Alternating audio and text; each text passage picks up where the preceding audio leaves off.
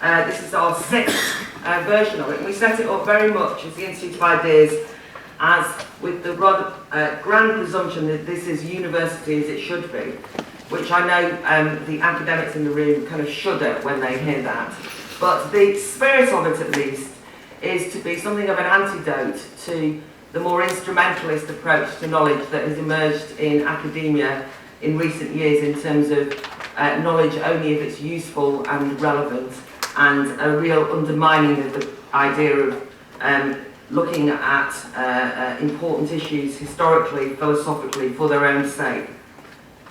We also see ourselves very much as a kind of group of autodidacts, as people who are interested in teaching ourselves and learning more about the world in which we live and the historic roots of contemporary society.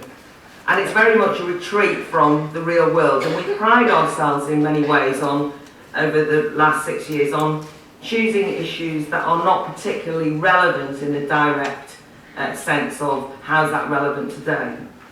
However, you will notice that the theme of this year's Academy is Europe, and therefore everybody immediately says, oh, EU referendum. We actually organised the theme of the Academy on Europe because there was indeed to be a referendum on whether Britain should be in the EU. And we wanted to give people the opportunity and the chance to think about Europe beyond the narrow confines of that discussion. So to give people a reading list of things to consider in the build-up to that referendum, and to read and discuss the historic emergence of that place that is Europe. Very much with the sense that the Institute of Ideas has an outward-looking orientation and is keen to encourage an understanding of the context and history and philosophy of a place called Europe, beyond that which was just discussed most recently. Obviously, Europe is not just a geographical entity, and some of the ideas and issues that have come up during the referendum period, for example, people using the term sovereignty a huge amount, when you actually prod them as to the meaning of that term sovereignty, there is some confusion, and I hope that in the next 2 days we might have a greater understanding of where that idea of sovereignty emerged from. We're going to be discussing such issues as the emergence of nation states, the significance of borders, individual sovereignty and self-rule, how that emerged, the clashes between universalism and the alleged universalism, for example, of the church, and how that might compare then with some of the emergence of things like globalization today. The Europe that I'm talking about, and it's not the EU now, but Europe, a much broader and both abstract and real concept. That Europe was born in conflict, and we're going to look at some of those conflicts this weekend, between Pope and Emperor, church and state, religious doctrines, and the emergence of the Reformation, the Counter-Reformation, the splits between Protestants and Catholics, the conflicts between nations, between revolutionaries and kings, between individual conscience and the authority of the church and the state, the conflicts between scientific thinking and religious thinking. So one of the things that we discover when we do our reading and when we think about it is that the history of Europe allows for the emergence of questioning and critique and challenge. The Renaissance, Enlightenment thought, the scientific revolution, all of these issues allow us to re-look at, re-question and reconceptualise who we, humanity, are and have done for hundreds of years. We're going to not avoid the dark sides of that. There's going to be discussions on anti-Enlightenment reaction, on totalitarianism, and of course today's culture wars, where there's very much a critique of European thought that goes on. One of the students that I was talking to about this event said to me, the problem is, Claire, that it's just too Eurocentric. And at least I was able to say, well, it is about Europe, so I think it's allowed. But they went on to give me a lecture on cultural appropriation nonetheless, and how European thought is too dominant in the world. But there are new challenges viciously on display, new Europeans attacking European cities as we speak, with the backdrop of Nice and possibly what happened in Munich. We can't avoid that either. So there's an awful lot to discuss and to think about and to mull over. And although I have just spent the last 3 or 4 weeks obsessively having nothing but debates on Brexit, Remain, EU and all the rest of it, and undoubtedly that will go on, can I just remind you that this is a retreat, this is a step back, and that if the only thing that anyone discusses over this weekend is immediate events, then actually the Institute's 5 years in this academy will have failed. I'm also aware of the fact that some people in the room have done all of the recommended core readings and all of the background readings, and I'm also aware of the fact that some people have done none of the above. I don't want to encourage a Philistine attitude to intellectual life, but I don't want it to hold you back if you haven't done the readings, by which I mean that we're going to have lectures, and that's the form that this particular Institute of Ideas event takes. But do feel free to query the lecturers, to ask questions, to raise points, to raise doubts, to raise challenges. Also the weekend, which this weekend we've managed to make 2 days, not 3, squeezed it in, means that we do have a very packed programme. But I would like to encourage you to network with each other. Now, I can't stand the concept of networking. I was at dinner recently with the Professor of Networking, and you do think, what on earth? Talk about the dumbing down of academia, the world's gone mad. But anyway, that's one side. And when I say networking, what I mean is there are a number of you who have come on your own, and just seen it advertised and wanted to come, and you might not know anyone. There are a number of people here who are meeting old friends who they haven't seen for a while. There are a number of you who don't know each other. And I just would like to encourage you, if you don't know people, to just sit down at the lunch tables and at dinners in the bar and chat to people. What we have got in common is that we all came to this academy, and there will be things to talk about, because you can simply say, what do you think of that lecture, as a way of introduction. But I do want to encourage you all to kind of try and meet some new people and have some conversations you wouldn't necessarily have. So let's start with the opening plenary. The title for this is Divided Authority, the Tension Between Church and State. We're going to go back now to medieval Europe and the very embryo of secular political theory, which emerged from an argument in relation to the church wanting more autonomy. And our lecturer is Professor Frank Furedi, who is the advisor, the academic advisor to the Academy, the author of Authority, A Sociological History, and many other books, but one which I might mention, just because I've ended up referring to it quite a lot in recent months, is his book Invitation to Terror, Expanding the Empire of the Unknown, which retrospectively I now realise was a brilliant way of understanding contemporary events and anticipating, sadly, many of the trends that we see. But can we give Frank a warm welcome, please?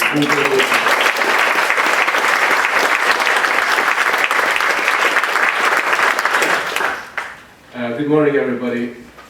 One of the things that I'm very interested in is the way in which European history has evolved over the centuries. And although there are these creative tensions and conflicts within that history, there's also elements of commonality in terms of common development. And I think if you look back upon the past sort of 2,000 years, you'll find that there is within the whole process of development certain patterns that reoccur, and they may well mutate and adopt new cultural forms, but nevertheless you can perceive that they become of utmost importance. One of the key developments that is unique to European societies is the way that different institutions, and particularly fundamental institutions like the church and the state, have kind of gradually differentiated themselves and institutionalized different practices and different forms of behavior. But they've done that in the context of, certainly historically, of adopting a common intellectual and theological framework. So they were essentially Christian institutions. And what's interesting about Christian institutions, if you strip away the religious side of it, is that in a very fundamental sense they represented a very important continuity with Roman law and Roman culture. So in many respects, to understand Europe and the European past, it's really crucially important to get a handle on the unique way in which Roman society organized itself. Because what Roman society did was to both congeal together the legacy of Greece and really appropriate it in a Latin form, but then secondly act as a bridge and a kind of mediation to the future of the European continent. And in many respects, the idiom, particularly Roman law, became the central intellectual resource on which subsequent European society was constructed. I'd love to give you a lecture on Rome, but you can read my book on authority, it's all in there. I haven't got time, but that's really what you got to do if you want to understand many of the tensions that really continue today, particularly if like me, you're interested in this creative dialectical tension between universality and freedom, which is already there. I mean, you have to remember that universality and universalism is fundamentally a Roman concept that's associated with the Roman Empire, which is then ripped off by Christianity as it kind of evolves and is adopted in a Christian religious theological form. But the concepts are actually very, very similar. But it's Rome, and in many respects, if you look at canon law that emerges a few centuries later, canon law itself recognizes its debt to Roman law, even though by the time we get to the 14th century, the divisions, the big political divisions within Europe is between canon law, which is what the church has innovated, and Roman law, which mainly the secular temporal leaders are buying into. So the divided authority I'm talking about is the formal separation between two very basic principles. It's morality, moral law, moral power, on the one hand, which has a very distinct form, from political or military power. There's a lot of different Latin names for it.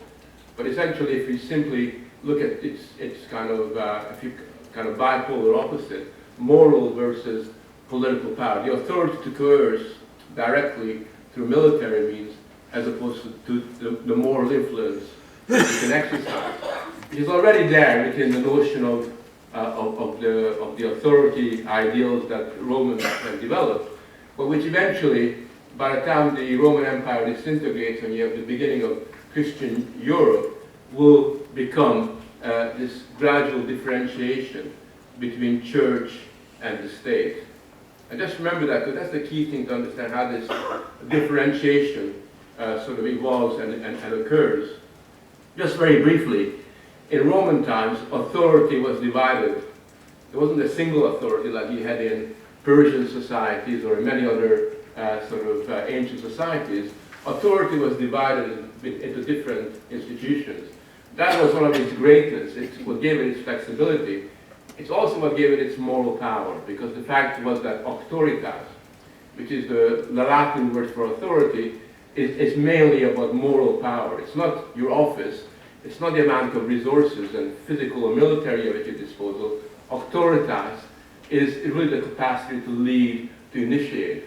And in Roman society, auctoritas was attached to the Senate. And the Senate had no real formal powers. It had an advisory power. There was all these old codgers who were highly respected, who would sit there and they would advise. Obviously, this is how it's formal. In the real world, obviously, military might always prevailed, but nevertheless, there was this kind of notion of moral as opposed to physical power. So it was formally divided. But of course, and that was the brilliance of Rome, is that these different types of authorities could only coexist, could only survive, because they were all based upon the universality of Roman law.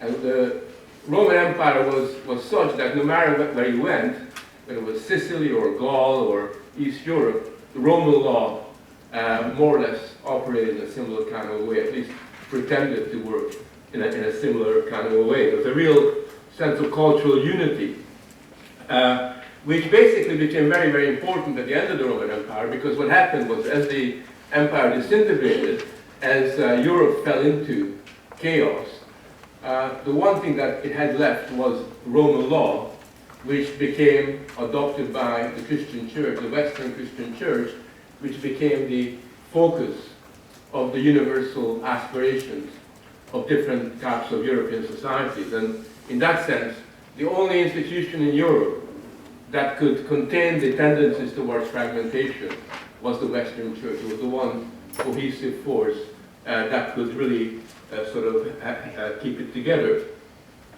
But what happened is that as you have the development of new post-Roman Europe, you have this very clear differentiation that gradually develops and evolves between the church and the local rulers, which will be called temporal rulers later on, or secular rulers. That differentiation really becomes more and more developed. And it's important again to realize that the differentiation between state and church, between temporal and religious power, is already based upon the last few centuries of the Roman experience, because one of the things that happened in the Roman Empire was that you had a situation where, with the emergence of the Christian church within Rome, you had this problem that Christianity had, which was that its authority could only relate to those people who are Christian. They couldn't demand to have authority over the pagan population of the empire. And therefore a compromise was reached between the church, which would have moral authority in religious matters, and the emperor, who would have authority in the political and the military domains. So this tension was, this dual system that evolved, continued on after the fall of the Roman Empire, except there was a very important difference, which was that the initial differentiation between the Christian spiritual and the pagan temporal jurisdiction turned into the institutionalization of dual spheres within Christianity itself. So you can imagine you have already the dual sphere between the pagan and the Christian within the Roman Empire, but now after Rome, that differentiation is repeated. It acquires a different form, but now within Christianity itself. So you have a Christian monarch, or Christian feudal leaders, and Christian religious leaders, all paying allegiance to the same theology. Essentially what you have is the emergence of, for lack of a better word, we can call political theology. It's both political and theological at the same time.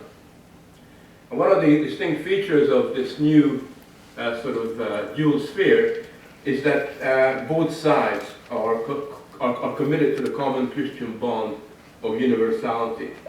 A universality that's affirmed and reaffirmed century after century by paying lip service, or at least adhering to the universality of Rome and Roman law. One of the points that Talcott Parsons, a quite well-known American sociologist of religion, makes is that unlike any other religion in the world, Christianity accepted a fundamental differentiation between church and state. And I think if you want to understand one fundamental difference between Christianity and Islam, or Christianity or Hinduism, or all the other cultures that exist globally, it is this kind of commitment from very early point onwards to this dual theory of society. I know that in Islam there is a kind of comparable concept, but I haven't got time to go into it. It is not nearly as developed or as crystallized as it was in the Christian form. So it's this differentiation between church and state that is crucially the distinguishing feature of European history and European. Everything that is important in politics emerges in that middle ground, in this area of tension between the differentiation of church and state in the centuries to come, although they will take on different forms. In medieval doctrine, Christendom was represented as consisting of two distinct jurisdictions: the sacerdorium, or the priesthood, and the imperium, or the empire. And this principle was very clearly spelled out by Pope Gelasius I in 494, when he told Emperor Anastasis, who was the Eastern emperor, that it was his duty to submit to the sacred authority of bishops in religious matters.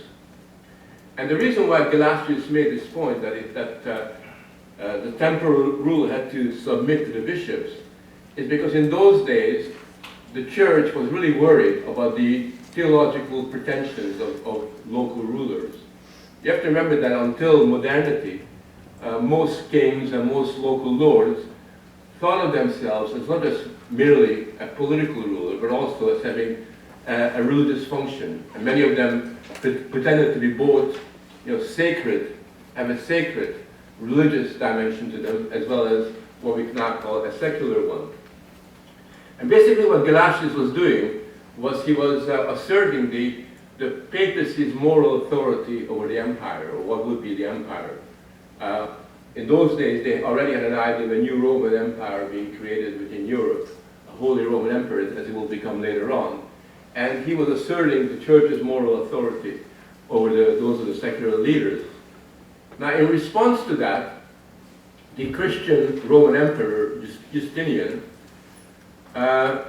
basically argued the very opposite. He wanted to draw a very clear distinction between imperium and sacerdorium, and basically what Justinian said was that it was the emperor who united in himself not only supreme temporal power, the imperium, but also the highest spiritual power, sacerdorium. So basically what Justinian was arguing was that actually at the end of the day, the emperor had at least as much moral authority as the Pope, if not more, because in many respects you are defending Christianity, you are upholding the European world. In a sense, this tension between Gelasius and Justinian would influence developments for centuries to come. But on balance, at least on paper, it was the moral authority of the church that prevailed. I mean, on paper, it would be the Pope who would have moral authority, more moral authority than the emperor. But in reality, that was continually tested and questioned, and in some cases actually negated by kind of practical developments. But the curious development was that we now had a situation where within the same territories, you would have a loyalty or a demand of loyalty from two separate jurisdictions. It's a very interesting development that you would have two jurisdictions, all of them demanding authority from you. And that would be obviously a recipe for tension and conflict, as we will see throughout the European historical experience. But that was one of the things that distinguished the whole medieval era. Because both sides, both the church and temporal rulers, would seek the same legitimation. They would seek the legitimation of the Roman legacy. Who is most able to express and give meaning to the legacy of Rome? Which side was able to do that most clearly? And the church continually sought, and the church had a real advantage in the early medieval period because the church had all the intellectuals. They had access to Latin texts, they had access to biblical and theological interpretations, whereas the secular rulers didn't have big libraries, they didn't have universities, which will emerge later on, first in Bologna. There was a kind of intellectual, theoretical discrepancy between the power of the church and the power of secular rulers, which basically meant that in most of the big debates, the church could have its way, but as I want to always emphasize, on paper, rather than on reality, because in reality that could be sort of contradicted. But the way that the church presented its authority was more or less the continuation of the idea of the Latin idea of auctoritas, so that basically the church was the equivalent, the modern equivalent of the old Roman Senate, the general council of the church corresponding to the Senate itself, and then the Pope being the moral equivalent of the Roman Empire. That's really how it was played out. And the church tried to reinforce this position by arguing that its authority derived not just simply from the legacy of Rome, but it also derived from God through St. Peter. And therefore, time and time again, you will have a situation where popes would try to assert their authority, their power over those of the local rulers. The church itself played a very important role in reviving the idea of the Roman Empire, the Holy Roman Empire. And as you know, when Charlemagne was crowned as the first Roman emperor, it was Pope John who, it was a pope that kind of crowned him in 1875, as it was Pope John who crowned Charles the Bald as also a Roman emperor. And it was always suggested that it was the authority of the Pope that created the basis for this new Holy Roman Empire that was done. But actually, in reality, although the papacy made all these claims, it was Charlemagne himself who, in a sense, initiated the whole process of European unification and the whole process of setting up the institutional basis for the emperor. And Charlemagne himself was never in doubt that he wasn't just simply an emperor, but he was also a Christian monarch whose spiritual and moral power was the equivalent of that of the Pope. Now everything more or less continued in this way, small skirmishes, tension, creative tension, until something very important happened. Something very important happened in the 11th century. And that's the very famous investiture contest I'm sure you all read about and heard about. It's on all the A-level, it used to be on the A-level curriculum in the 17th century. It isn't there now. But basically the investiture sort of contest is very important because in the 11th century, Pope Gregory decided to target the German King Henry IV as a way of teaching him a lesson, as a way of getting his acquiescence to recognize the authority of the church. At least formally, that's what it was really all about. But actually, what the reform movement in the papacy tried to do was to initiate a crusade or a quest, a struggle, a conflict, to desacralize temporal power. Right? That's, if you want to understand, that's basically what it was about. They basically were fed up with the fact, the church, was that all the local rulers, all the emperors and the kings that existed in Europe, were claiming to have religious authority. And one of the forms that that took in Europe was not only in terms of appointing priests in their own locality, not only running the abbeys and whatever institutions there were, but even appointing the bishops. In other words, if you were a local ruler, you appointed the bishop, and very often what they did was they appointed their cousins as the bishop or their close relatives. So basically it meant that the church's power was being continually undermined by the religious claims made by the local rulers.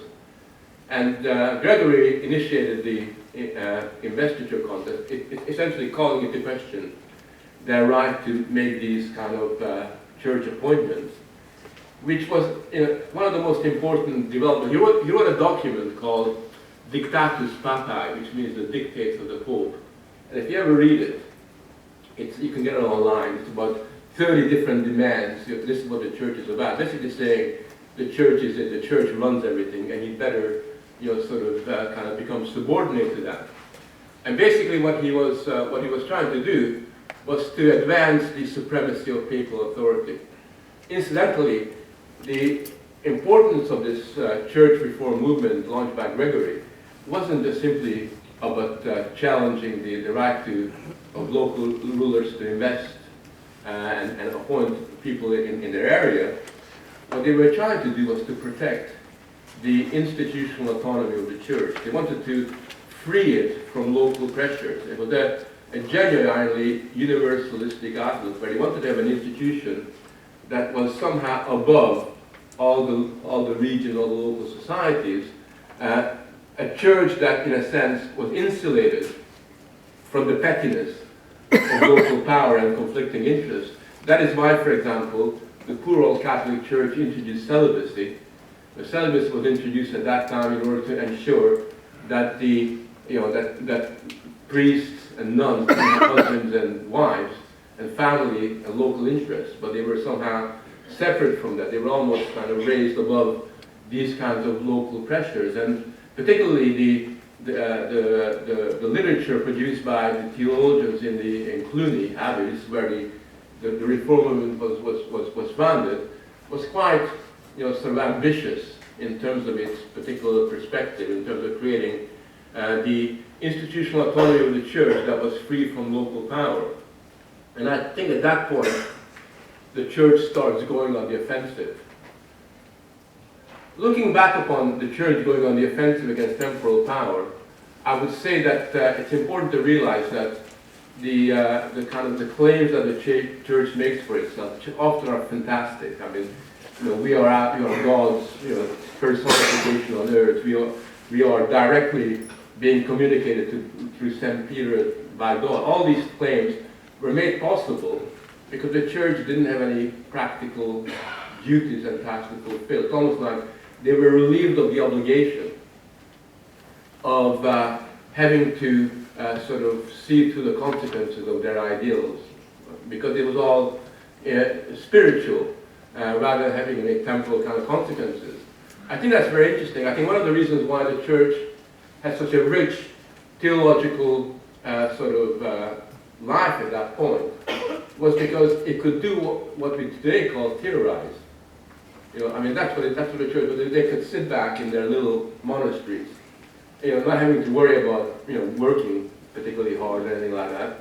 They could reflect on the problems and they could theorize. In many respects, the whole tradition of theorization that emerges within the European context is fueled by this kind of life that's being created. And although today, when we look back, their dreams and their ideals might seem over the top, there's a good reason as to why they were able to go down that particular road. And there's a reason why they could still be seen as being relatively influential.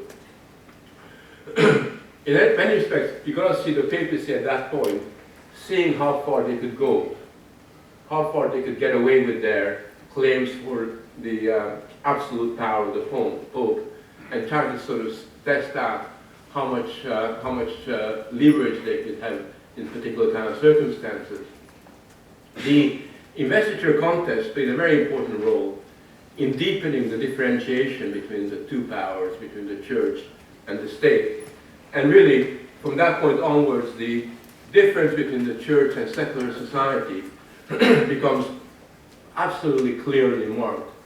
And again, the most distinct feature of Western civilization and of Western culture becomes this differentiation process. You don't have that anywhere else, it being promoted and developed in the same kind of explicit way. And in fact, if you read Max Weber on it, he makes the point that the differentiation of society into two independent spheres represented as significant contrasts with the workings of other cultures. He wrote that at least from a sociological viewpoint, the Occidental Middle Ages were much less of a unified culture than those of other societies. And he was particularly struck by this remarkable tendency that Europe had, where authority was always contested. I mean, it is interesting when you look at Europe compared to any other culture, the extent to which authority in its fundamentals is continually contested, even in the pre-modern times. In most other cultures, you would have dynastic squabbles, or you would have struggles over power.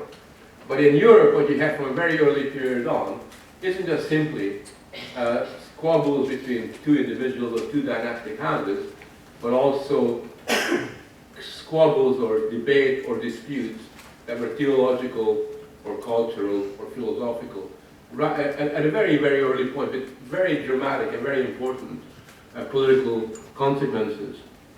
And I think this development of the Christian dimension of authority as being separate, of moral power being separate from the political and the military, provided the conditions where these kinds of arguments and squabbles could take place.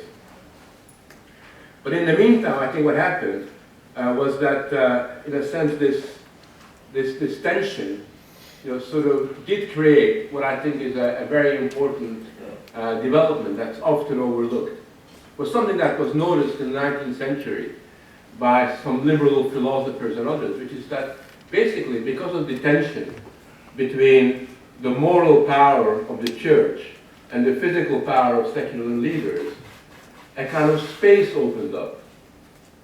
A space where disputes could be had, and a space where major disputes were had. And I think in this space, what you have is the beginning of a kind of idea that will eventually become one that's associated with the modern idea of freedom, where the existence of a space that wasn't subject to the dictates of temporal power, a space where discussion and debate were expected, and where sort of arguments were seen to have very major consequences, did create a situation where very early on you had a glimmering sense of freedoms and liberties, not in the way that we understand it, kind of gradually emerging.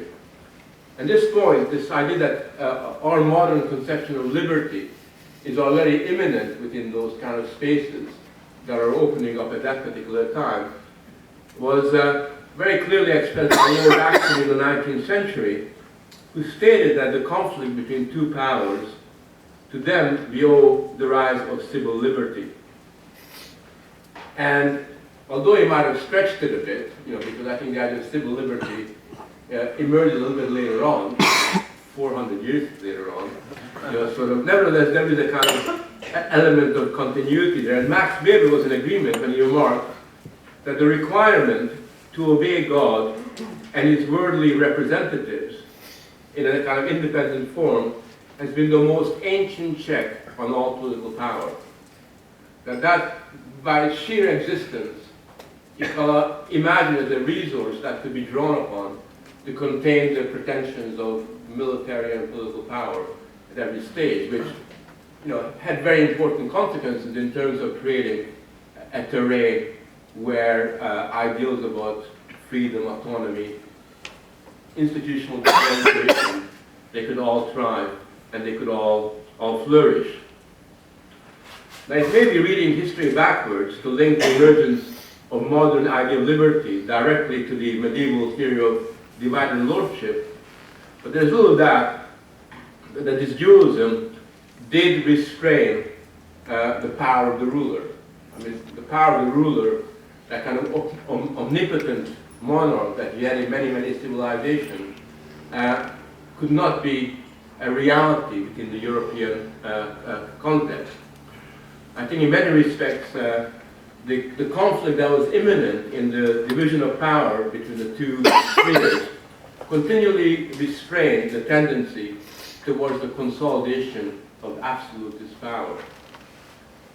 Continually restrained. And in fact, what's interesting is that the main source, the main drive towards absolutist power in the medieval context came not from the lords, from the secular leaders, but it came from papacy.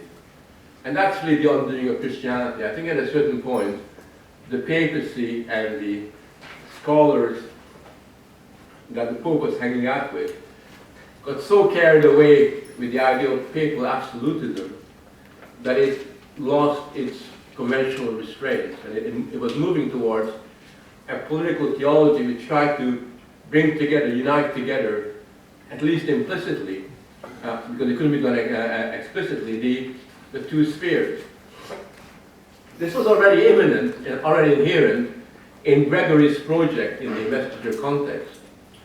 Because you see, in the very attempt to desacralize kingship, in the very attempt to deprive secular rulers of any moral power, which is what they were trying to do, any spiritual power, the secular rulers were left with no clothes. I mean, if you're a king or a lord or a count or a baron, and all of a sudden your moral power has been taken away from you by the church by saying it's actually ours and ours alone, then you as a secular leader are left with nothing to legitimate and justify your very existence. And therefore, in a sense, what happened was that at a time when there was no such thing as an idea of secular kingship, without an ecclesiastical role, because the local rule is still an ecclesiastical role, it created a situation where civil power became reduced to its secular essence. The taking away of its theological functions, or the attempt to limit its theological functions, meant that power would be crystallized into its very secularity as something that was separate and quite clearly distinct from its Christian religious functions. So therefore, I think what they did was, and this is the supreme irony of what happened at that moment, is that by desacralizing the rulers of their moral power, they prepared the way for the emancipation of political theory from its servitude to theology. Until that point, there was no such thing as political theory, unless you go back to the Greeks and the Romans. In medieval Europe, there was no clear political theory. There's a political theories you can isolate if you look at the church fathers and what they were doing, but by, in a sense, monopolizing theology as simply their particular private possessions, they forced secular leaders to look for political, theoretical justification for their existence. That was the irony of it all. The very act of trying to desacralize secular rule, they basically created a situation where secularity would then gain a dynamic of its own, which eventually would eat up and destroy the church as a kind of unquestioned moral power. So paradoxically, the pursuit of church independence would in the end result in the autonomy of the political. So the attempt to create an autonomous religious sphere by separating it from secular influence had the opposite effect, which is basically encouraged people involved in the secular world to develop a clear political outlook on the future of the world. And from that point onwards, both sides are busy innovating law, innovating arguments to justify their existence. You have theological innovation and political innovations side by side. And I suppose this is the argument I put forward in my book, that the papacy itself, through the widening of claims for papal powers, became complicit in the unmaking of the medieval formula because of the secular reaction that it provoked. So in a sense, by the time you get to Innocent III, the Pope Innocent III, you have a situation where theocratic pretensions are at its peak. This is the era when papal imperialism really kicks in, where they basically claim everything as being in their domain. I suppose the high point of papal imperialism was the edict Unam Sanctum in 1302 by Boniface VII, who claimed that all authority was based on the church, and that was all there was to it. And by the time you get to that point, you really have such a strong reaction kicking in from secular influence that you can begin to see that kind of papal absolutism was going to sort of gradually unravel. And I think it's interesting that by the 13th, 14th century, what you have is the emergence of secular rulers who are strong enough and have developed a theoretical justification for their own existence, where they can directly confront the church and basically humiliate it, explicitly go out and humiliate it. I mean, Philip IV of France, explicitly does that. He arrests Boniface and literally slaps him in the, not him, but one of his soldiers, literally slaps the Pope in the face in a famous incident known as the slap of Ananji, where it is which is really represents an act that would have been unprecedented, unheard of in terms of the church and secular relations. You can begin to see that there is this incredible development occurring where the church, by overreaching itself, is gradually sort of losing out. I suppose what we can say on this is that one of the paradoxes of papal claims making is that in its more extreme form, it invited scrutiny of its own authority. And indeed, in its attempt to extend its influence into the domain of the temporal, it risked undermining its claim to sacred authority. Hegel is really good on this. I think Hegel, in his writings on history, on the whole unfolding of European history, makes some remarkably astute observations about what the papacy did to itself at this particular time. And he writes to this danger when he remarked that the secular possession of the church brought it, however, into relation to other secular princes and lords, which was alien to its proper nature. And since in this relationship the behavior of the church resembles that of a temporal power, it exposed to criticism its own sacred status. So in the very act of adopting a temporal ambition, and in the very act of claiming for itself a political role, not only did it incite secular leaders to develop their own political theory, their own justification, but more importantly for those of you who are still Christian, it actually lost its own moral power and became extremely defensive. Even within the Catholic Church itself, at that point, you have the right of the conciliar movement, you have the emergence of opposition and dissidence at the absolutist claims that were being made at that particular time. Hegel contends that in these proceedings the Church brought to bear against opponents only a force and arbitrary resolve of the same kind as their own, and mixed up its secular interest as an ecclesiastical, that's to say, divine substantial power. And Hegel's own analysis concludes by saying, what the popes acquired in point of land and wealth and direct sovereignty, they lost in influence and consideration. This point is further elaborated by American political theorist Sheldon Wallen, who remarks that theology became compromised by its politicalness. Its very politicization exposed the theology as kind of having the same grubby, everyday aspect as local politics did, something that was their very major consequences. I think the best critique of this development is offered by the English philosopher Thomas Hobbes, who blamed the Church's unrestrained political ambitions for its loss of the inward reverence due to pastoral function. And by the time you get to Hobbes, he's making fun of the Pope and of the Church, and almost kind of talks about it as a kind of ghost from the past that kind of hovers over and talks in gibberish Latin. And by the time you get to the 17th century, the way that this whole period is regarded as one where, decade after decade after decade, papal absolutism exposes itself to all kinds of criticism and scrutiny. And by the time that he wrote his Leviathan, Hobbes wrote his Leviathan in 1660, the desacralization of papal authority had become an accomplished fact. And that's important because Gregory, in the investiture context, sets out to desacralize secular power, to call into question its spiritual claims, and to basically indicate that you have a narrow, limited role to play in terms of military and political matters.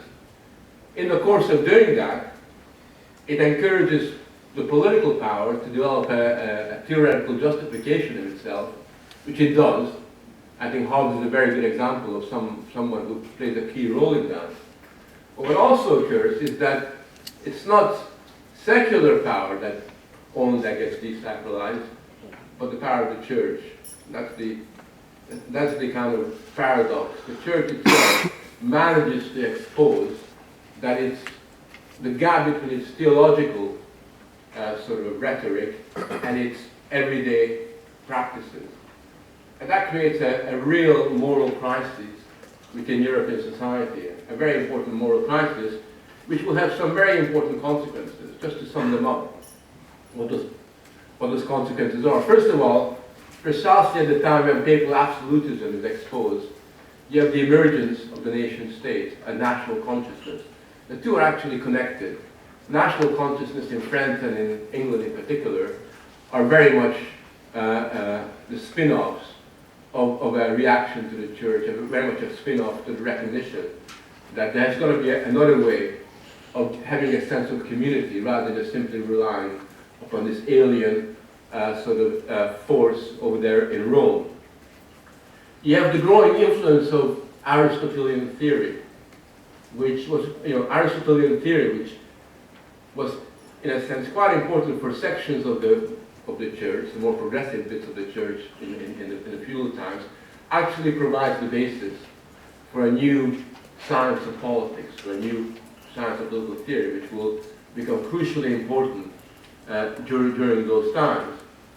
And in a sense, one of the important developments that occurs, which is interesting for me, in my own words, is that the reaction to the church, which on balance was a positive development, had one downside to it.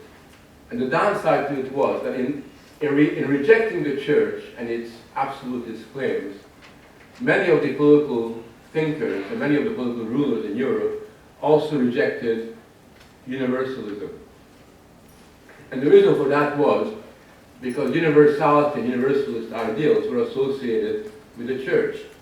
And in that very action, they kind of, I suppose, got rid of the baby with the bathwater, or the bathwater with the baby. I never know how that metaphor works. And in any way, the big, the final, nail in the coffin that occurs at that time is, of course, the Reformation movement, which is both the cause and the symptom of this crisis. And when you look at the emergence of the Reformation movement, and you look at the predecessors of the people who were involved in the Reformation movement, going back a century beforehand, you can see that they really were preceded by dissident rebels within the Catholic Church itself. There was no way that the dissidents could gain traction within the way that things were evolving at that particular time. So Luther's break with the church coincides with the rise of the nation state. It coincides with the desacralization of the Catholic Church. It coincides with the growing political legitimation that's taking place within the secular sphere.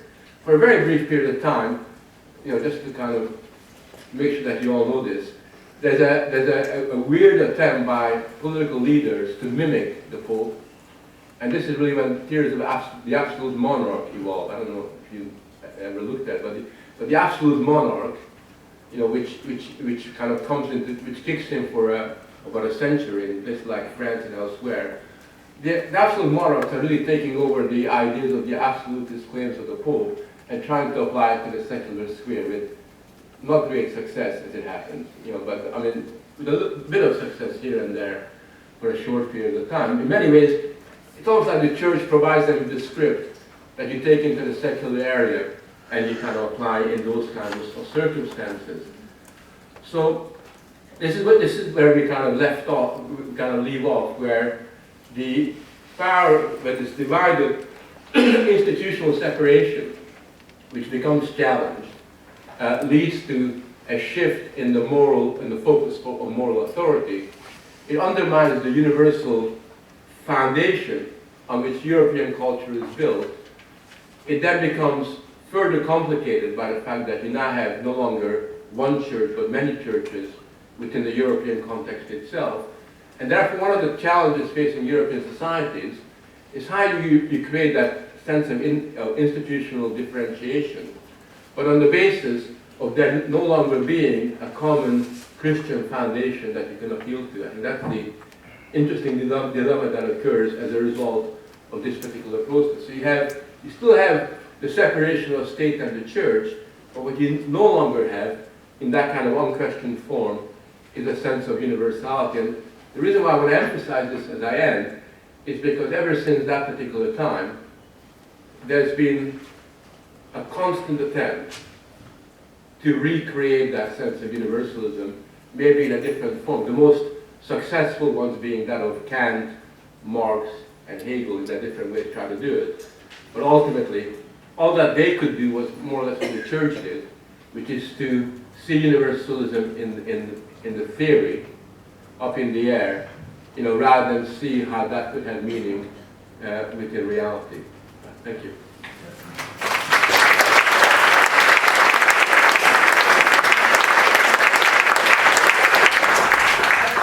Okay, so who would like to, just put your hand up if you'd like to ask any questions.